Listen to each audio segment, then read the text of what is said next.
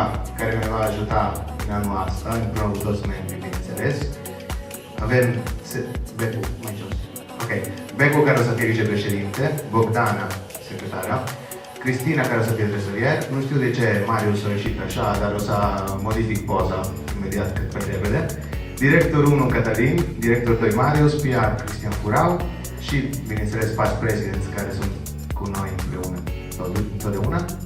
Mai jos, dacă cumva aveți copii, prieteni, mai mici, până la 29 de ani, 30, accesați aici și o să iese un formular unde puteți să vă înscrieți ca și voluntar la grupul nostru. I'm up all night to the sun, he's up all night to get some.